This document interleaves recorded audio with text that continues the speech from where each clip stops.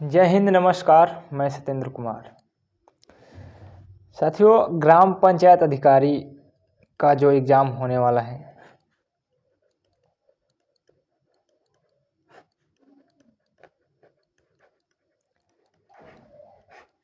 जो 1468 पोस्ट हैं, कितने हैं? 1468 पोस्ट हैं। उसका मार्केट में कोई एग्जैक्ट मतलब बढ़िया बुक्स प्रोवाइड नहीं की गई है। तमाम सरकारी वेबसाइटों से बुकों से मिल करके ये पीडीएफ क्रिएट की गई है। और इस पीडीएफ में क्या सिलेबस है जो आपके सारा एग्ज़ाम्स को कवर कर देगा। मतलब 65 नंबर्स आपके यहाँ से पक्के हो जाएंगे, जिसमें से 20 मार्क्स के आपकी योजनाएं होंगी। और बाकी ये ग्राम पंचायत का व्यवस्था जो है 73वां संविधान संशोधन, यहाँ से 2-3 क्वेश्चन रहेंगे। यह ग्राम पंचायत एवं ग्राम प्रधान एवं उनके उत्तरदायित्व। उसके बाद ग्राम सभा का कार्य, दायित्व एवं महत्व रहेगा। ग्राम पंचायत की समितियां कौन कौन सी होती हैं और उनके कार्य क्या होते हैं। उत्तर प्रदेश में प्रधानों के सदस्यों को कैसे हटाया जाता है, वो हम लोग नियमावली 1997 में पढ़ेंगे। उसके बाद पंचायती सिटीजन चार्ट एक्ट पढ़ेंगे। उसके बाद पूरा सिलेबस एक बार दिखा देते हैं। उसके बाद मैं आपको कई ऑप्शंस बताऊंगा जो कि आपके लिए बहुत इंपॉर्टेंट्स हैं। उसके बाद पंचायती सिटीजन चार्टर, कुटुंब रजिस्टर जो बनाते हैं हम लोग, परिवार रजिस्टर का नकल। फिर उसके बाद स्वच्छ भारत मिशन एक बार आया था 2000, बहुत बार आया, मतलब अभी मोदी जी तो इस समय लाए हैं, उससे पहले भी कुछ नाम था इसका। बहुउद्देशीय परियोजनाएं हैं जो पंचायत भवन के लिए होती हैं। उसके बाद अंत्येष्टि स्थल का निर्माण, पंचायत के कल्याण में कोष में कैसे पैसा आता है।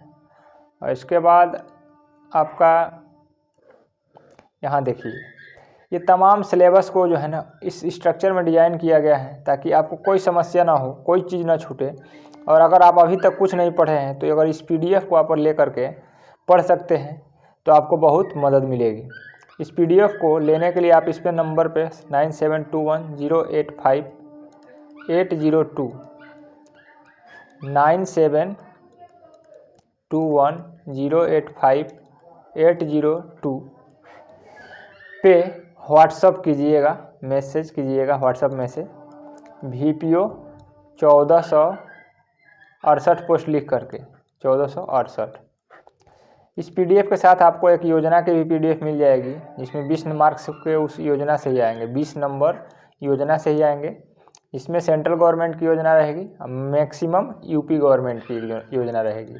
तो उस पीडीएफ से आपको मतलब ये ग्रामीण प्रवेश के लिए 65 मार्क्स की आपकी तैयारी पीडीएफ मिल जाएगी। उसको आप लैपटॉप में डाल के या पढ़ के या प्रिंट निकलवा के जैसे आप तैयार कर लीजिए, आपके 65 मार्क्स तैयार हो जाएंगे।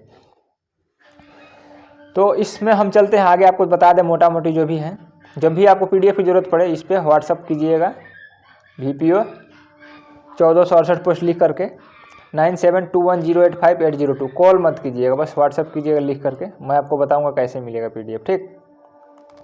चलिए आगे बढ़ते हैं हम इसी क्रम में। पूरा सिलेबस को एक बार दिखा देते हैं आपको, क्या चीज़ है इसमें पढ़ने लायक, क्या नहीं है।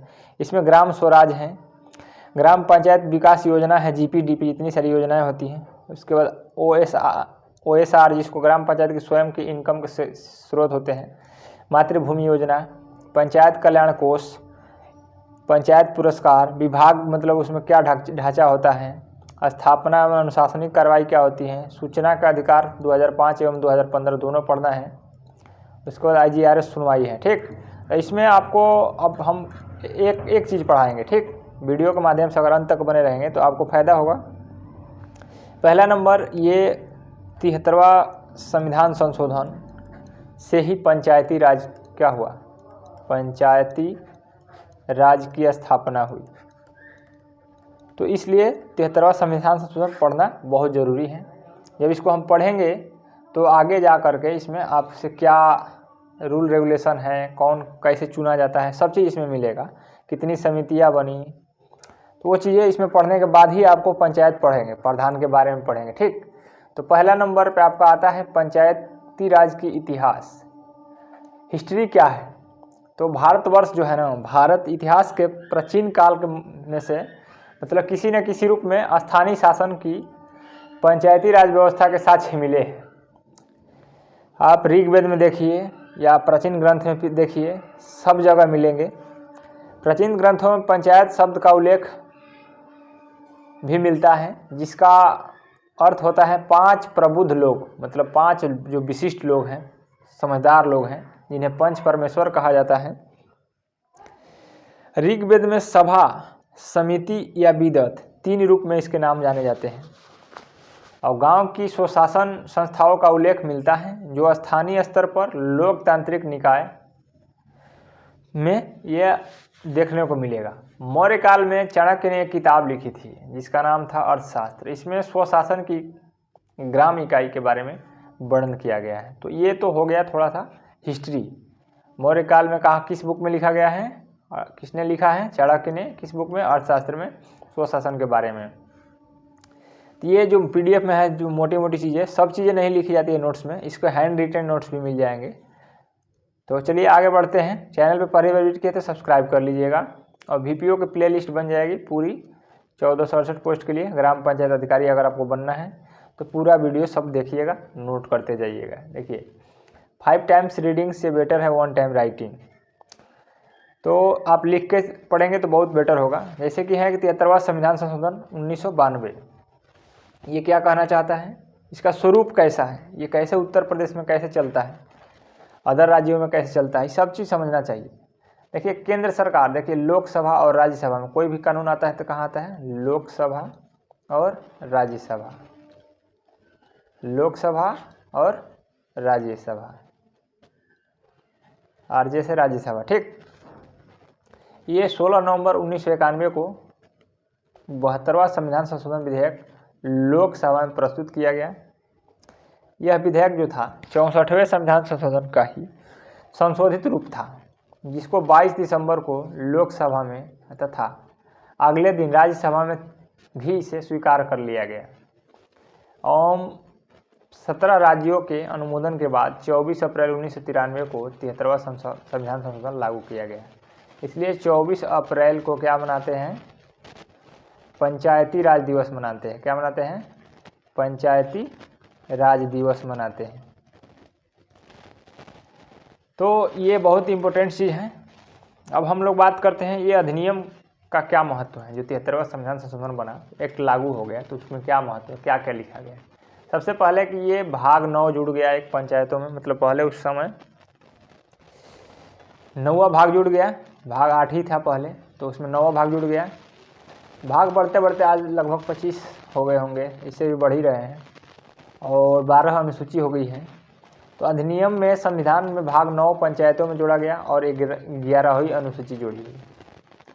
टोटल 12 अनुसूची है ना, तो 11वीं अनुसूची जोड़ी गई और टोटल 29 वर्किंग विषय शामिल किए गए कार्य करने के लिए, कि 29 चीज़ों पर हम काम करेंगे। और उसमें 29 में क्या है, शिक्षा, स्वास्थ्य, सड़क, तमाम चीज़ें आपको इसमें नीचे मिल जाएगी।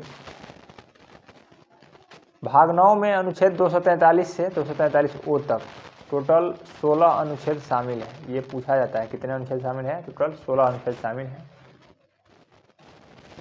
अब इसमें 16 अनुच्छेद तो शामिल हुए हैं, इसमें और क्या था, तो संशोधन के बाद भाग 9 में अनुच्छेद 243 से 243O तक शामिल है। और संशोधन अधिनियम संविधान के 40 आर्टिकल 40 में जो है ना, अब आर्टिकल 40 के बारे में आपको पढ़ना है। इसमें 7-8 महत्वपूर्ण है। इसमें 40 जो है, आर्टिकल 40 भाग राज्य के नीति निर्देशक सिद्धांत में आता है। तो इसको आकार प्रदान किया गया, जो राज्य को ग्राम पंचायतों को संगठित करने और शक्तियाँ प्रदान करता है, जिससे वो स्व सरकार के रूप में कार्य कर सके, मतलब अपने खुद सरकार बना करके कार्य कर सके, यानी जो लोकल लेवल पे सरकार बना। इस अधिनियम के साथ पंचायती राज प्रणाली संविधान के न्याय संगत हिस्से के दायरे में आती है। राज्यों को इस प्रणाली में अपनाने के लिए आदेश देती है। सभी राज्य जो है ना, सेंट्रल गवर्नमेंट का जो भी आदेश आता है, सभी स्टेट गवर्नमेंट क्या करते हैं, उसको अपनाते हैं। इसके अलावा पंचायती राज संस्थाओं में चुनाव प्रक्रिया राज्य सरकार की इच्छा से स्वतंत्र होती है। राज्य सरकार की इच्छा से स्वतंत्र होती है। हालांकि चुनाव के लिए कुछ नियम बने हैं, अलग अलग राज्य अपने हिसाब से बनाती हैं, जिसमें 20 लाख जनसंख्या होती है, वही 3 स्तर के चुनाव कराते हैं। जिसमें 20 लाख से कम हो वो पंचायत और जिला 2 ही लेवल के चुनाव करा सकते हैं। अधिनियम के 2 भाग हैं, एक अनिवार्य और एक स्वैच्छिक। मतलब एक अनिवार्य है जिसको मानना ही पड़ेगा, एक स्वैच्छिक है आप अपनी इच्छा से कर सकते हैं। तो राज्य कानूनों में अनिवार्य प्रावधान जोड़े जाने चाहिए जिसमें नई पंचायती राज प्रणाली का निर्माण शामिल है। दूसरी ओर स्वैच्छिक प्रावधान राज्य सरकार का विवेक है, राज्य सरकार उसमें कुछ बदलाव कर सकती है। तो ये अधिनियम के 2 भाग थे। जमीनी स्तर पर लोकतांत्रिक संस्थाएं बनाने की दिशा में बहुत ही महत्वपूर्ण काम था ये। अब इसमें मुख्य विशेषता क्या है 73वें संविधान संशोधन, इसकी मुख्य विशेषता क्या है? पहला नंबर ग्राम सभा। अब ग्राम सभा कितने लोगों की संख्या में बनती है? तो ग्राम सभा पंचायती राज व्यवस्था की प्राथमिक संस्था है। यह एक ग्राम सभा है, यह एक क्या है? ग्राम सभा है जिसमें पंचायत के क्षेत्र के सभी पंजीकृत जिसके मतलब जिसके वोटर लिस्ट में नाम हो, पंजीकृत मतदाता शामिल होते हैं। मतदाता मतलब जो मत देने वाले, वोट डालने वाले। राज्य विधायिका द्वारा ऐसे निर्धारित ऐसे कार्य करेगा जो उसे प्रदत्त किए जाएंगे, मतलब उसको दिए जाएंगे। अब त्रिस्तरीय प्रणाली का मतलब क्या है? अधिनियम राज्यों में पंचायती राज की त्रिस्तरीय प्रणाली ग्राम, मध्यवर्ती एवं जिला स्तर पे बनाई गई। मतलब पंचायत पे ग्राम पंचायत, फिर ब्लॉक स्तर पे, फिर जिला स्तर पे, 3 स्तर पे बनाई जाती है। जिसको ब्लॉक स्तर वाली को पंचायत समिति बोलते हैं, इसको ग्राम पंचायत बोलते हैं, पंचायत वाली को इसको जिला परिषद बोलते हैं। अब जिस राज्य की जनसंख्या 20 लाख से कम होगी वहाँ पे मध्य स्तर का गठन नहीं कर सकते। देखिए यहाँ पे ध्यान दीजिए, ये बहुत इंपॉर्टेंट चीज़ है। अब सदस्यों और अध्यक्ष का चुनाव, पंचायत के सभी स्तरों के सदस्य सीधे चुने जाते हैं और मध्यवर्ती और जिला स्तर का अध्यक्ष अप्रत्यक्ष रूप से चुना जाता है। मतलब पंचायत पे चाहे आप बीडीसी बने या प्रधान बने या मेंबर बने, आपको डायरेक्ट जनता क्या करती है? वोट देती है। गुप्त मतदान मतलब छुपा के वोट देगी और आपको चुन लेगी। बहुत सारे लोग खड़े होते हैं तो एक ही लोग को ज़्यादा, जिसको मैक्सिमम वोट मिलता है उसी को चुन लेती है। अब इसमें एक बात और होती है कि प्रधान के लिए मान लीजिए कि किसी का चुनाव नहीं हो पाया किसी कारणवश, या 6 महीने से कम समय है और प्रधान की डेथ हो जाती है, तो उनके लिए जिला स्तर पे कमेटी बनाई जाती है और उस कमेटी में ये जो प्रधान के साथ जो मेंबर होते हैं इन्हीं में से किसी को मनोनीत कर दिया जाता है और बाकी के समय में वो पूरा कार्यकाल संभालेगा और साथ में सचिव उनका हेल्प करेंगे। तो ये रहा। और उसके बाद निर्वाचित सदस्यों में से चुने जाते हैं। ग्राम स्तर पर अध्यक्ष का चुनाव राज्य द्वारा निर्धारित किया जाता है। अब बीडीसी जो है ये जिला परिषद वाले लोगों को चुनते हैं जो ब्लॉक लेवल पे जाते हैं। तो ये बहुत इंपॉर्टेंट चीज़ है, ये राजनीतिक चीज़ है और इंटरेस्टेड चीज़ें हैं, जानना बहुत ज़रूरी है। ये हर एग्जाम में पूछा जाता है। 73वें संविधान संशोधन, सीटों का आरक्षण SC ST के उनकी जनसंख्या के प्रतिशत के अनुसार दिया जाता है। तीनों स्तर पर आरक्षण प्रदान किया जाएगा। महिलाओं के लिए आरक्षित की जाने वाली सीटों की कुल संख्या 1/3 से कम नहीं है। मतलब कहीं भी अगर पंचायत में आपको 1/3 सीटें महिलाओं के लिए है, 3 सीट में से 1 सीट महिला होनी चाहिए। मतलब 33% में 33%, 33.33%। राज्य विधानमंडलों को पिछड़े वर्गों के पक्षों में किसी भी स्तर की पंचायत या अध्यक्ष के पद पर सीटों के आरक्षण का निर्णय लेने का प्रावधान भी दिया गया है। अब पंचायत का कार्यकाल कितना होता है? तो सभी स्तर पर पंचायत का कार्यकाल 5 वर्ष का होता है। कितने का? 5 वर्ष का। हालांकि पंचायत को उसके कार्यकाल पूरा होने से पहले भी भंग किया जा सकता है, लेकिन नई पंचायत के गठन के लिए नए सिरे से चुनाव होगा तो वो 5 साल के लिए ही चुनाव होगा।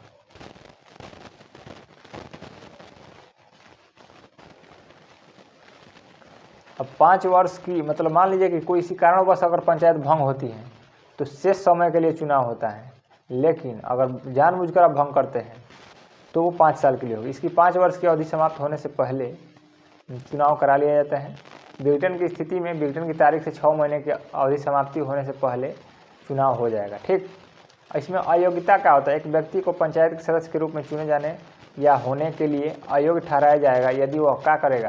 संबंधित राज्य की विधायिका के चुनाव के किसी भी समय लागू कानून को तहत वो फॉलो नहीं करेगा, या राज्य विधानमंडल द्वारा बनाए गए किसी कानून के तहत किसी भी व्यक्ति को इस आधार पर अयोग्य नहीं ठहराया जाएगा कि वह 25 वर्ष से कम आयु का है। तो यदि उसने 21 वर्ष की उम्र प्राप्त कर ली है तो वह प्रधान बन सकता है, या कोई मेंबर बन सकता है, या बीडीसी बन सकता है। ठीक।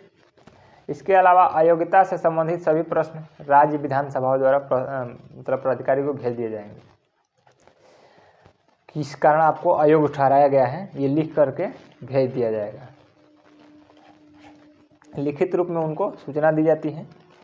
उसके बाद चुनाव आयोग क्या करता है? राज्य का चुनाव आयोग जो है मतदाता सूची तैयार करेगा, वोटर लिस्ट तैयार करेगा और पंचायत चुनाव कराने के लिए निर्देश देगा। राज्य विधानमंडल चुनावों के पंचायतों के चुनाव से संबंधित मामलों के संबंध में प्रावधान कर सकता है। राज्य में कोई भी समस्या हो, कुछ नियम बदलाव हो तो राज्य विधानमंडल के हिसाब से उसमें कानून बनते हैं और उसी को फॉलो किया जाता है। उसके बाद पंचायत के पास क्या क्या शक्तियाँ होती हैं, क्या क्या कार्य होते हैं।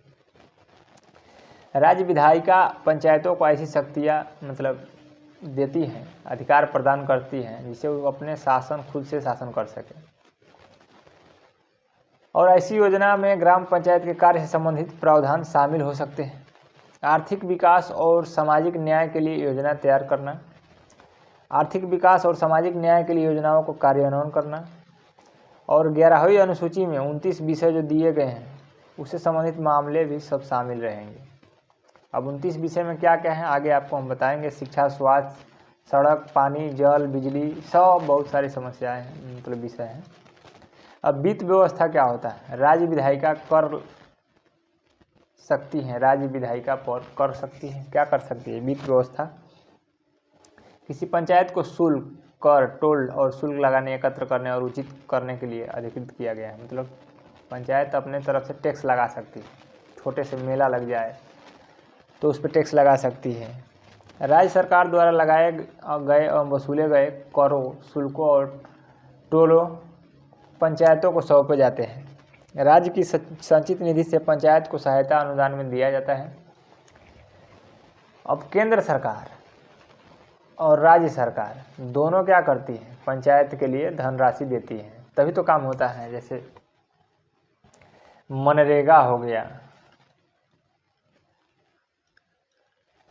तमाम योजनाएं हैं जिसमें 60-40 का रेशियो में केंद्र और राज्य से धन आता है। और वही पहाड़ी क्षेत्र में जाएंगे तो 90-10 के रेशियो में आएगा। 90 रुपया, अगर 100 रुपया आ रहा है तो 90 रुपया केंद्र सरकार देगी तो 10 रुपया राज्य सरकार देगी, क्योंकि पहाड़ी इलाकों में इनकम के साधन कम होते हैं, इसलिए ऐसा किया जाता है। आगे बात किया जाए तो खातों की लेखा परीक्षा या रख रखाव के लिए प्रावधान कर सकती हैं।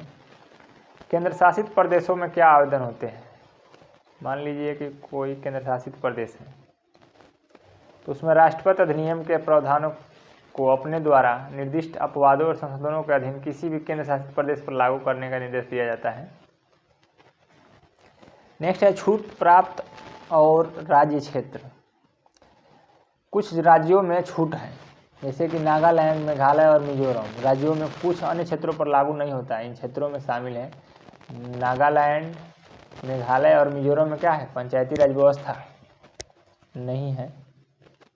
राज्यों में अनुसूचित क्षेत्र और जनजाति क्षेत्र भी है। मणिपुर का पहाड़ी क्षेत्र जिसके लिए एक जिला परिषद मौजूद है, मतलब यहाँ पे 3 स्तर नहीं है, ओनली एक लेवल है, जिला लेवल, जिला परिषद बोलते हैं ना, वही है। पश्चिम बंगाल का दार्जिलिंग जिला जिसके लिए दार्जिलिंग गोरखा हिल्स काउंसिल मौजूद है। तो अलग अलग जो है ना, कहीं कहीं जो अपवाद चीज़ें हैं वही पूछी जाएगी परीक्षाएं। उसके बाद मौजूदा कानून की निरंतरता क्या है? लगातार पंचायतों से संबंधित राज्य कानून इस अधिनियम से शुरू होने के 1 वर्ष की समाप्ति तक लागू रहेंगे। ठीक। दूसरे शब्दों में राज्य को 24 अप्रैल 1993 जो इस अधिनियम के प्रारंभ होने की तिथि थी से अधिकतम 1 वर्ष की अवधि के लिए भीतर, यानी 1 वर्ष के टाइम के लिए जो है ना, इस अधिनियम के आधार पर नई पंचायती राज व्यवस्था को अपनाना होगा। मतलब जब ये कानून बना 1 साल के अंदर सभी लोग क्या करेंगे? अपना नया नया पंचायती राज व्यवस्था बनाएंगे।